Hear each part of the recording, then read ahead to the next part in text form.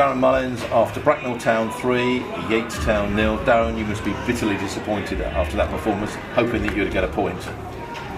Well, hopefully we got a point. I think we could have had more after the first half performance. I thought we took a little bit of time to get used to their shape and how they played, and maybe the way we set up slightly different out of possession in the first half. But after the first probably 20 minutes, 25 minutes, I thought we were good. We invited them into areas where we wanted them to go. We won the ball back. We caught them in transition, and probably looking back at the first half, I think we probably should have had 3 or 4. We had some fantastic opportunities. Rex's 1v1, he has to score. There's a couple more opportunities that golden opportunities. Ollie had a great one, another great bit of play, and I think he's 5-6 yards out. Hits it straight at the keeper. And if you don't take your chances in these games, Bracknell, they're a good side. They're always going to come back into the game, and we just didn't do enough second half. I said it when we went out. They get a pat on the back first half. I've done it too many times, and make sure second half it's more the same. And they're gonna, their management are gonna say they want more, of course, and then we don't do that. And we get deeper. We make poor decisions. In the final third, I thought we were wasteful. We don't get crosses in the box. We want to take people on 1v1, and we lose possession, and all the hard work to get into the final third is wasted. Seems to be the same faces at the moment, making poor decisions, and and then if you're not going to score, then okay, fine, you draw the game 0-0 like last week. It was a similar picture, although I thought we were better this week. And then the goals we concede are ridiculous, to be honest with you.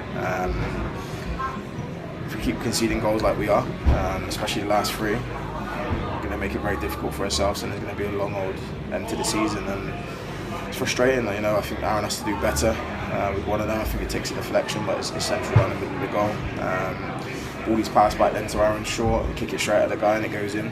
And then the third goal, which I'm really disappointed with. All of a sudden we think we don't have to defend anymore, and almost throw the towel in, and don't want to get tied to someone on the edge of the box, and we're going to put it into the top corner. And saying that, after that we still have probably 2 balls that drop inside the 6-yard box, and for whatever reason we don't want to put it in the back of the net. So look, it's you said extremely disappointed that we didn't get a point, but I think we should have got all 3. But that's probably last 45 minutes, probably got what we deserved. Yeah, I agree. You should have been 2-0 up at half time, but those 2 defensive errors, and losing Will Larvin didn't help. But at the end of the day, I thought Ollie came in and did really, really well. Yeah, look, I don't think as good as Lars is. I thought Ollie done fantastic when he came in, and he's the one that had a couple of the chances today from playing the right side of centre back. So I don't think that's not an excuse. That didn't affect us today. It was more of defensively switching off again. It's costing us big, and also at the other end, if you don't put away your chances, we see that all the time in this league.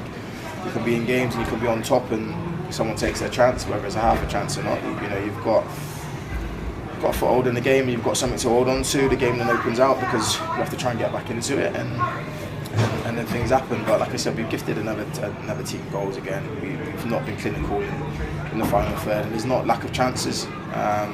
Created plenty today to probably win 2 games, but we just don't look threatened enough. We don't look like we've got the belief to put it in the back of the net. And like I said, when you don't do that, you give a team a chance.